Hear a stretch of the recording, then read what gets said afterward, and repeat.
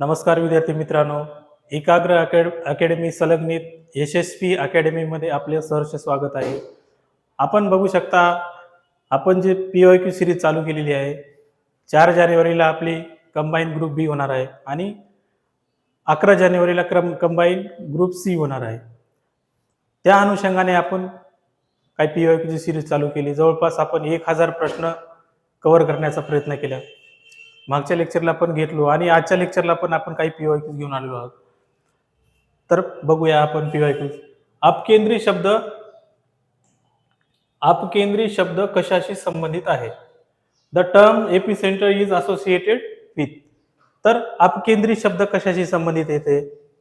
भूकंप, ज्वालामुखी, चक्रीवादळ आणि भूस्खलन. तर अपकेंद्री कशाशी संज्ञा आहे? तर भूकंप, अर्थक्वेक्स. तर इट इज आन्सर भूकंप. Next, match the following. जोड्या दिले. अहमदाबाद मिल सम, खेडा सत्याग्रह, जालियनवाला बाग हत्याकांड आणि चंपारण्य सत्याग्रह. तर चंपारण्य सत्याग्रह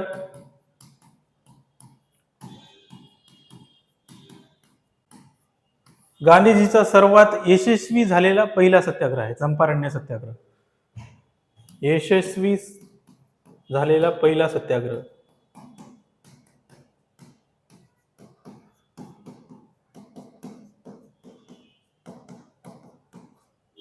चंपारण्य सत्याग्रह ते कधीचा आहे? 1917.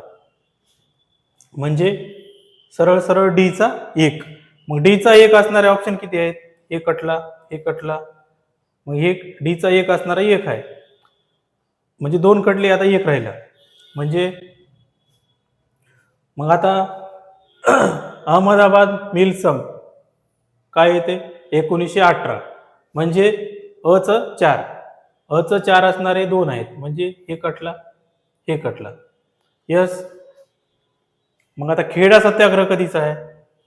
खेडा सत्याग्रह 1918. म्हणजे बीचं 3. म्हणजे बीचं 3 असणारा हे पण कटला. म्हणजे बीचं 3 असणारा 1च आहे. म्हणजे याचा आन्सर काय येते? 2. यस.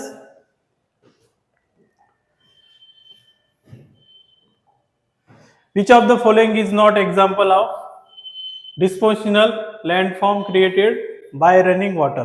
म्हणजे खालीलपैकी कोणते वाहत्या पाण्याद्वारे तयार केलेल्या भूरूपाचे उदाहरण नाही? म्हणजे वाहत्या पाण्याद्वारे तयार केलेल्या भूरूपाचे खालीलपैकी खालीलपैकी कोणते उदाहरण नाही? म्हणजे जलोढ पंखा, त्रिभुज प्रदेश, पूर मैदाने, अधोमुखी लवंग स्तंभ. मग याचा आन्सर काय येते? अधोमुखी लवण स्तंभ. यस. ओके. अलीकडेच महाराष्ट्राचे मुख्यमंत्री म्हणून कोण शपथ घेतली? तर आता महाराष्ट्राचे मुख्यमंत्री कोण आहेत? आता अलीकडे लगेच आता म्हणजे नुकतीच 2000 आताच नुकतीच महाराष्ट्र विधानसभेची निवडणूक झाली. तर आता सध्याचे मुख्यमंत्री कोण आहेत? तर देवेंद्र फडणवीस. आणि एकनाथ शिंदे यांच्या अगोदर होते अजित पवार उपमुख्यमंत्री. संजय राऊत तर काही संबंधित नाही. यस. जीडीपी डिफ्लेटर बाबत पुढील विधानांचा विचार करा. तर काय ही चलनवाढ मोजण्याची एक निर्देशांक संख्या आहे. हिचा उपयोग वास्तव जीडीपीतून नॉमिनल जीडीपी चे मूल्य मिळवण्यासाठी केला जातो. तर ऑप्शन मध्ये काय दिले? फक्त 1, फक्त 2, फक्त 1 व 2 आणि 1 व 2 नाहीत. तर इट इज आन्सर काय आहे याचं? वरील पैकी दोन्ही पण. भारतातील शैक्षणिक सुधारणाबाबत खालील विधानांचा विचार करा. 1902 मध्ये रॅले आयोग स्थापन केला गेला आणि त्याच्या शिफारशीनुसार भारतीय विद्यापीठ कायदा 1904 पास झाला. हंटर कमिशन आयोग लॉर्ड रिपनच्या काळात स्थापन केला होता. वर दिलेली कोणती विधाने योग्य आहेत? तर हे हंटर कमिशन कधी आलं? आणि कशासाठी आलं, तर हंटर कमिशन कशासाठी आलं, तर याचा आन्सर काय ते वरीलपैकी दोन्ही पण बरोबर आहे. यस. खालीलपैकी कोणत्या कला आर्यांशी संबंधित नाहीत, तर जे प्राचीनकालीन जे संस्कृती होत्या तर ते काय, which of the following craftsmanship was not practised by the Aryans, म्हणजे आर्यांशी संबंधित नाही म्हणते खालीलपैकी, मातीची भांडी, दागिने, सुतारकाम, लोहार. तर याचा आन्सर काय येते, लोहार. काय येते याचा आन्सर, लोहार. यस.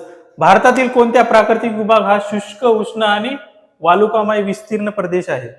शुष्क, उष्ण आणि वालुकामय हे खूप आयोगाचा जिओग्राफीचा खूप इम्पॉर्टंट क्वेश्चन आहे हा. भारताचे मोठे वाळवंट, द्विकल्पीय पठार, उत्तर भारतीय मैदानी प्रदेश आणि किनारपट्टी मैदानी प्रदेश. हे जे उत्तर भारतीय मैदानी प्रदेश आहे ते भारताच्या लोकसंख्येच्या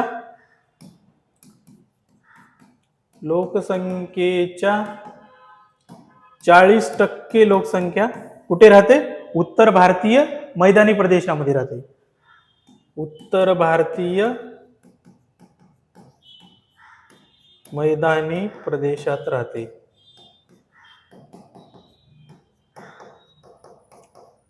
उत्तर भारतीय मैदानी प्रदेशात लोकसंख्येची घनता पण जास्त आहे आणि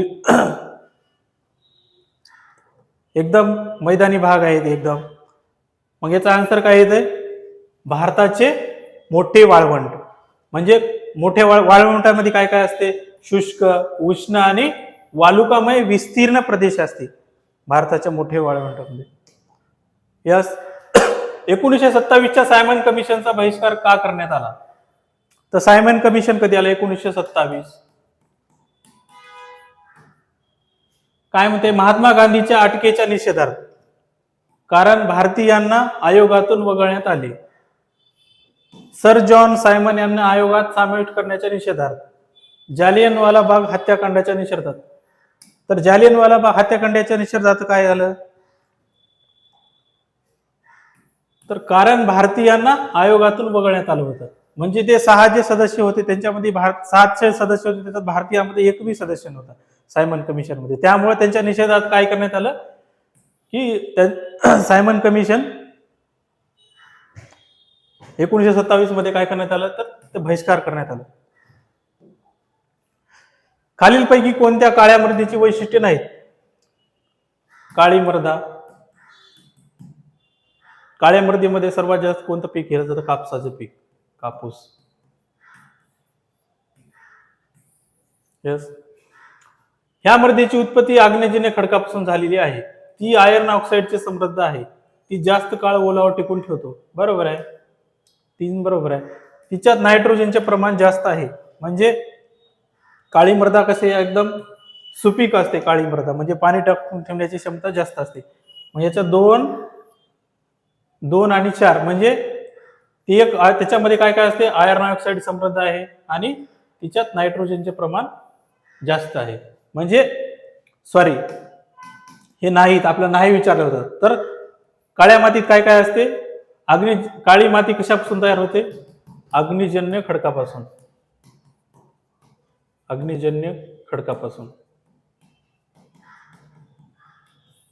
आणि ते जास्त काळ ओलावा टिकून ठेवण्याचं काम करते.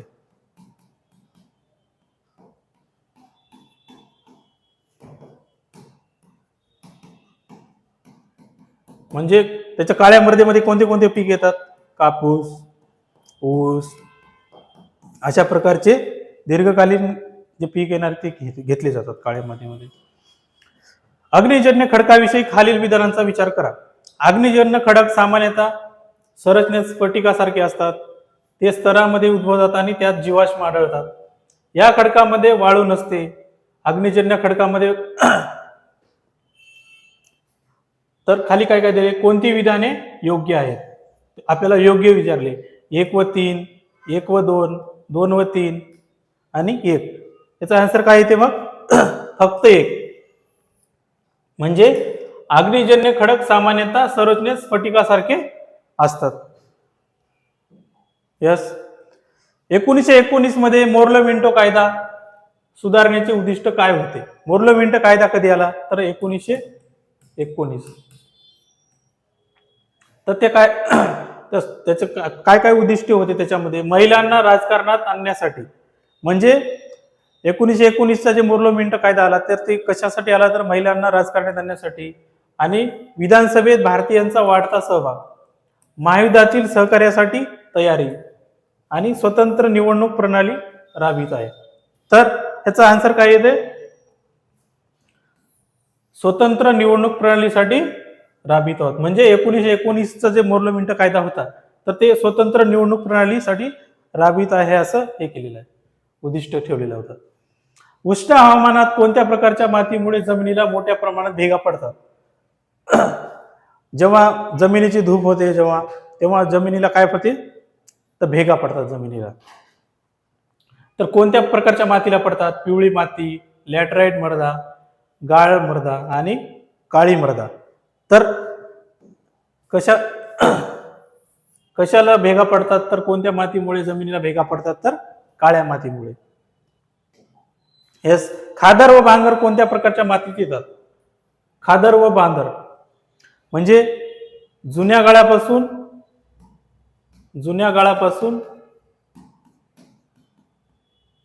आणि नवीन गाळापासून.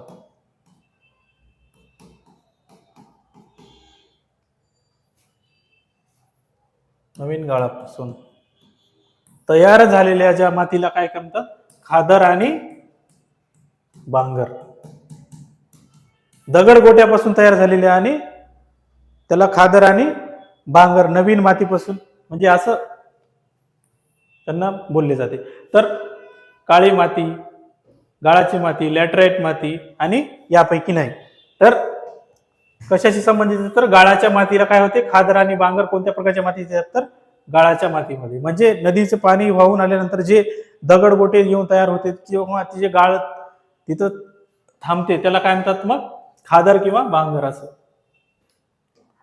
येस. समुद्राची खोली मोजण्यासाठी येस, एक मिनिट.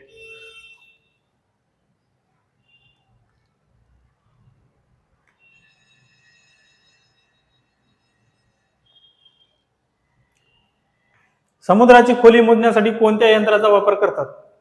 तर समुद्राची खोली मोजण्यासाठी कोणत्या याचा वापर केला जातो? तर फॅथोमीटर. येस. एक मिनिट मित्रांनो.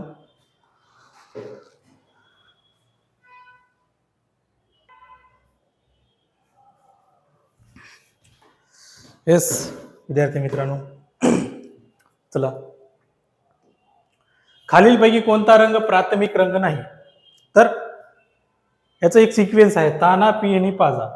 ताना, पी, ही, नी, पा, जा. ता म्हणजे तांबडा, ना म्हणजे नारंगी, पी म्हणजे पिवळा, ही म्हणजे हिरवा, नी म्हणजे निळा, ताना, पी, ही, नी, पाजा. पा म्हणजे पांढरा, जा म्हणजे जांभळा. तर प्राथमिक रंग कोणता नाही? तर निळा नाही, लाल पण नाही, सॉरी. तर याचा आन्सर काय येते? नारंगी. तर कोणतं नाही? नारंगी नाही. यस. सविनय कायदेभंग आणि असहकार चळवळीत फरकाच्या संदर्भात खालील विधानाचा विचार करा. सविनय कायदेभंग कधी आला? 1927. सविनय कायदेभंग आंदोलनाचे उद्दिष्ट पूर्ण स्वराज्याचे होते व आणि असहकार चळवळीचे उद्दिष्ट स्वराज्याचे होते. असहकार चळवळ कधी? 1920. नॉन कोऑपरेशन मुवमेंट, यालाच काय म्हणतात? नॉन कोऑपरेशन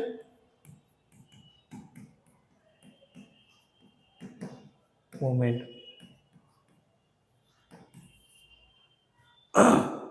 सविनय कायदेभंग चळवळीच्या तुलनेत असहकार चळवळी दरम्यान मुस्लिमांचा सहभाग तुलनेने कमी होता. तर मुस्लिम लीगची स्थापना कधी झाली? 1906 मध्ये. कुठे झाली? ढाका. खालील वरील विधाने बरोबर आहेत. कोणते कोणते विधाने बरोबर आहेत? फक्त बी, फक्त ओनली ए व बी, फक्त बी, ए आणि बी दोन्ही, ए किंवा बी देखील. तर याचा आन्सर काय येते? फक्त बी. म्हणजे सविनय कायदेभंग चळवळीच्या तुलनेत असहकार चळवळीच्या दरम्यान मुस्लिमांचा सहभाग काय होता? कमी होता. यस. संविधानाच्या कोणत्या अनुसूचीचा उद्देश मूलभूत अधिकारांचे उल्लंघन केल्याच्या कारणावरून जमीन सुधार कायद्याचे न्यायालयीन पुनर्विलोकन होण्यापासून संरक्षण करणे हा होता.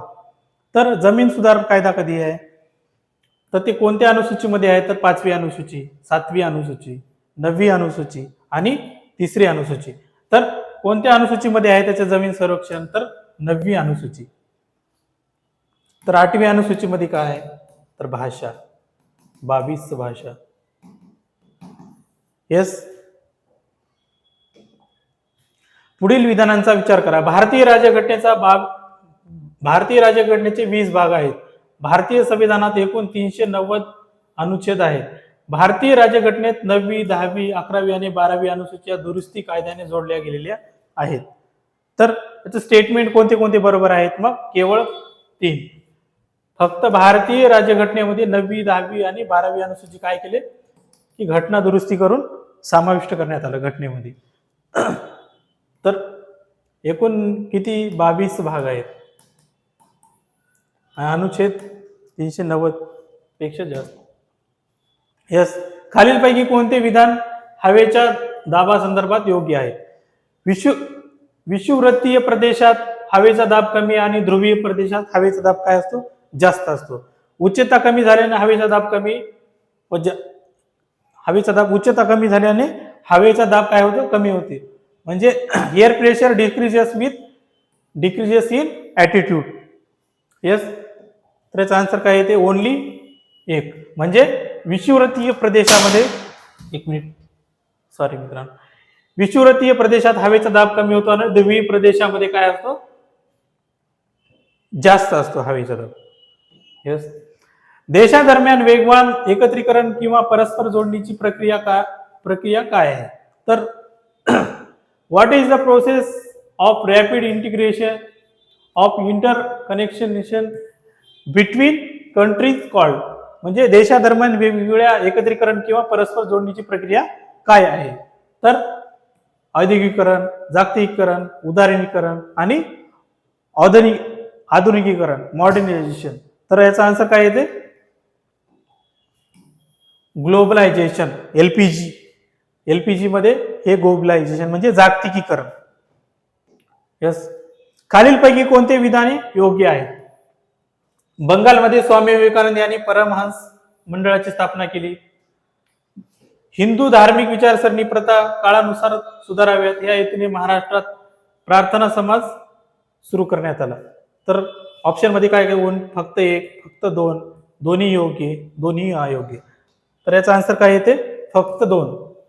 म्हणजे हिंदू धार्मिक विचारसरणी व प्रथा काळानुसार सुधाराव्यात या हेतूने महाराष्ट्रात काय केले? प्रार्थना समाजाची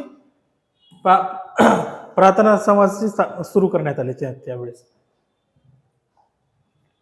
भारताचे राष्ट्रपती राजीनामा कोणाला सादर करतात? To whom does the president of India submit his recognition?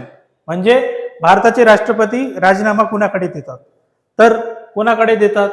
लोकसभेचे सभापती, तर ह्यांचा काही संबंधच येत नाही. भारताचे उपराष्ट्रपती, भारताचे सरन्यायाधीश आणि भारताचे पंतप्रधान. तर भारताचे राष्ट्रपती कोणाला आपला राजीनामा कोणाला देतात? तर भारताचे राष्ट्रपती आपल्या राजीनामा कोणाकडे सुपूर्द करतात? तर उपराष्ट्रपतीकडे. आणि उपराष्ट्रपती आपला राजीनामा कोणाकडे सादर करतात? तर राष्ट्रपतीकडे. आणि हे असं असतं. यस.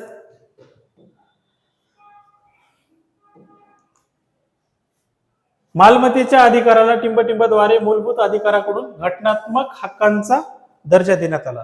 तर मूलभूत जे अधिकार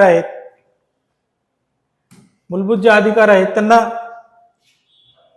कोणत्या आहेत? कलमानुसार त्यांना अधिकार देण्यात आला. तर 42वी घटनादुरुस्ती, 44वी घटनादुरुस्ती, 45वी घटनादुरुस्ती आणि वरील पैकी नाही. तर कोणती घटनादुरुस्तीनुसार करण्यात आला? तर 44वी घटनादुरुस्ती. द्वारे मूलभूत अधिकार काय करण्यात आले, घटनात्मक हक्कांचा दर्जा देण्यात आला 44व्या घटना दुरुस्तीनुसार. बंगालचे विभाजन कधी झाले, कधी अस्तित्वात आले? The partition of Bengal come into force on. तर बंगालची फाळणी कधी झाली, 1905. आणि बंगाल तर कोण केले बंगालची फाळणी, तर रॉड रिपन यांच्या काळामध्ये काय झालं, बंगालची फाळणी झाली. आणि बंगालची फाळणी रद्द किती झाली, 1911. आणि 1911लाच अजून काय झालं की पंचम जॉर्ज भारत भेटीवर आले होते. पंचम जॉर्ज काय केले होते, भारत भेटीवर आले होते. भारत भेटीवर आले होते. आणि त्यांच्या भेटीच्या स्मरणार्थ काय करण्यात आलं की मुंबईमध्ये गेटवे ऑफ इंडिया बांधण्यात आलं.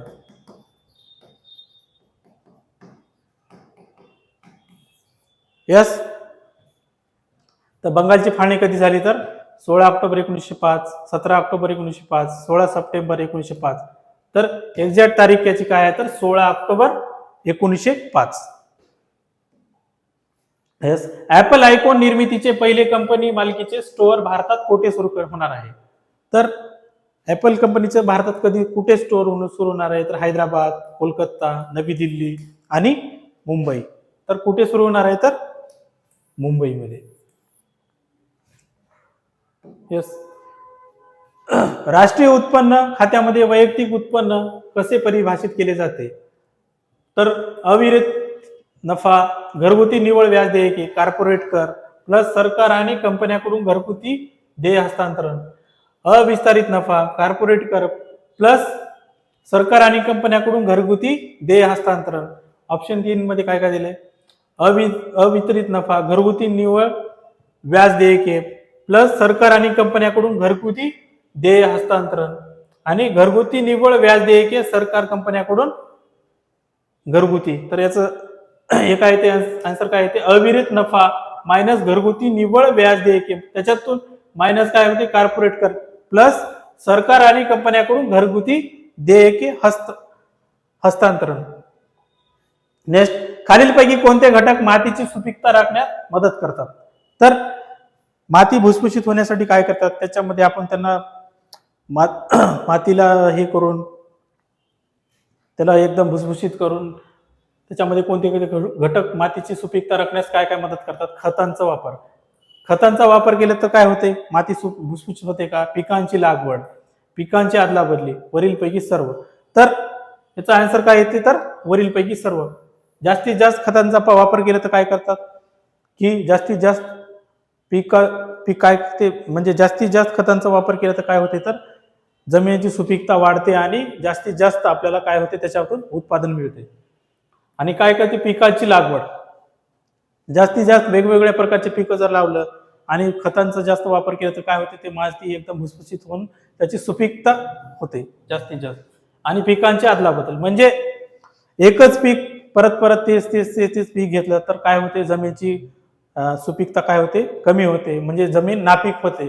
आणि वेगवेगळ्या म्हणजे आता या वर्षी ऊस घेतलं, पुढच्या वर्षी कापूस घ्यायचं, त्या पुढच्या वर्षी दुसरं केळीचं पीक घ्यायचं, म्हणजे असं आतला बदल करत आहे तर काय होते, जमिनीची सुपीकता वाढत राहते, म्हणजे जमीन एकदम भुसभुशीत होते. म्हणजे त्यांचा जास्त प्रकारे त्याचा वापर करता आलं तर जमिनीची सुपीकता होते. आणि कुठल्याच वापर केला नाही आणि एकच पीक परत परत परत वेळेस घेतलं तर काय होते की जमिनीची सुपीकता कमी होते, जमीन नापीक होते, म्हणजे ते पीक घेण्यास अयोग्य होते.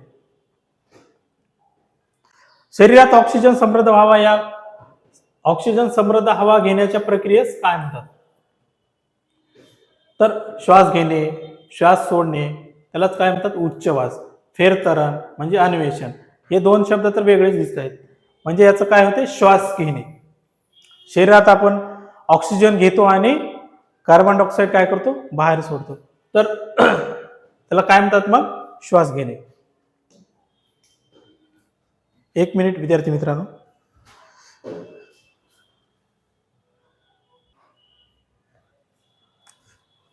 हा विद्यार्थी मित्रांनो, आपण लगेच कंटिन्यू करूया. सिपाही विद्रोह दरम्यान भारताचे गव्हर्नर जनरल कोण होते? तर सिपाही विद्रोही दरम्यान भारताचे गव्हर्नर जनरल कोण होते? Lord Canning, William Bentinck, Robert Clive. Robert Clive बंगालचा पहिला गव्हर्नर.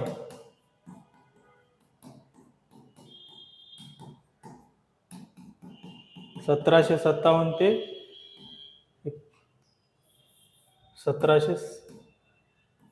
1760 आणि नंतर 1761 ते 1762.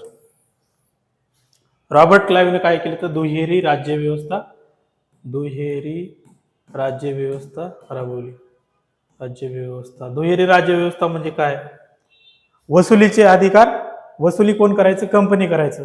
आणि त्याच्यावर नियंत्रण कोण ठेवायचं? तर नवाब. नवाब कोण? तर अवधचा नवाब. रॉबर्ट क्लाइव्ह विषयी. Warren Hastings. आणि सिपाही विद्रोह दरम्यान भारताचे गव्हर्नर जनरल कोण होते? तर लॉर्ड कॅनिंग. यस, रिपीट झालाय प्रश्न. जुडो आणि कराटेच्या प्लेइंग एरियाचे नाव काय होते? तर जुडो खेळ काय आहे? कराटेच्या प्लेइंग एरियाचे नाव काय होते? तर जुडो मध्ये काय असते? मॅट. काय असते? मॅट. खेळपट्टी, धावपट्टी हे कशामध्ये असते? तर क्रिकेट. हे बोर्ड कशात असते? चेस. Yes, mat.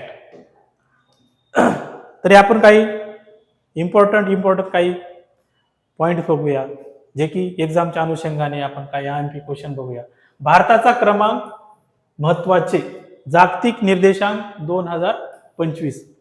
तर डब्ल्यू जागतिक लिंग भेद निर्देशांक मध्ये भारताचा क्रमांक किती आहे? 131वा. एफडीआय प्राप्त 2025 मध्ये 15वा. ऊर्जा संक्रमण निर्देशांकामध्ये भारताचा क्रमांक किती आहे?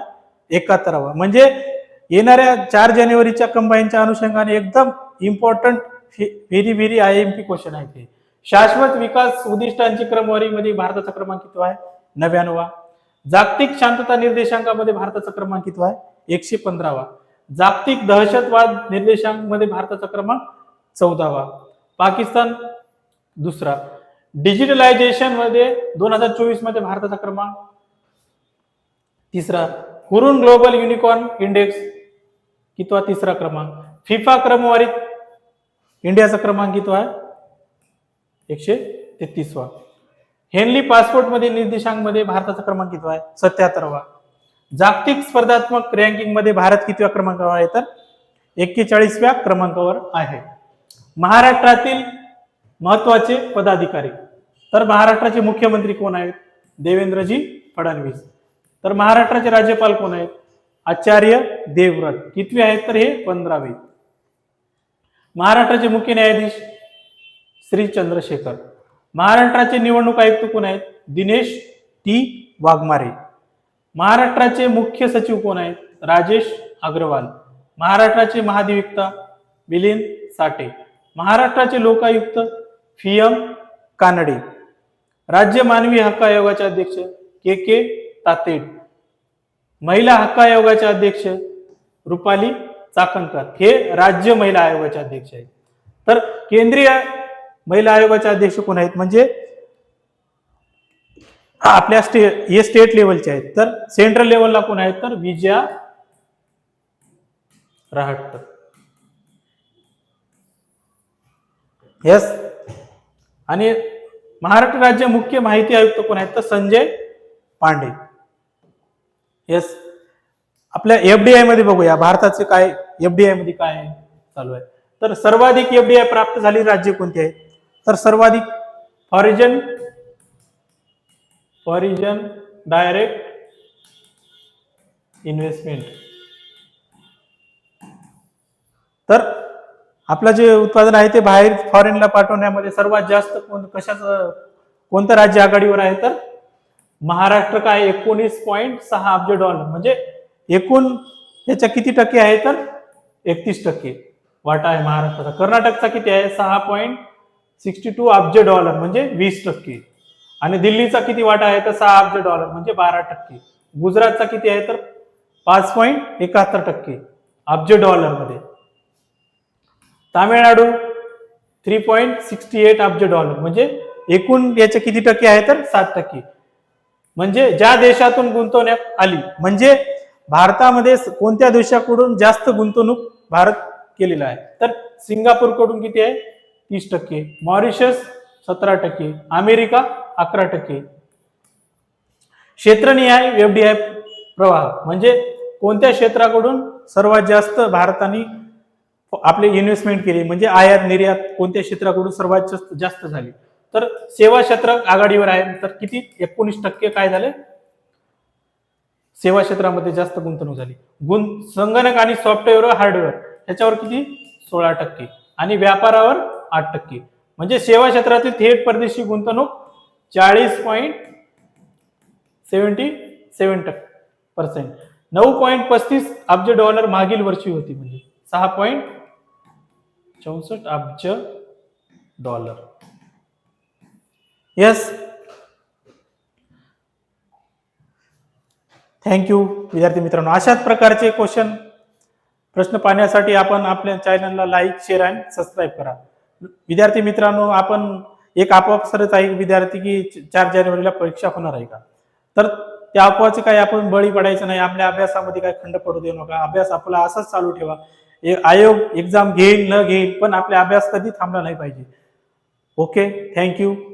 भेटूया नेक्स्ट लेक्चरमध्ये. धन्यवाद.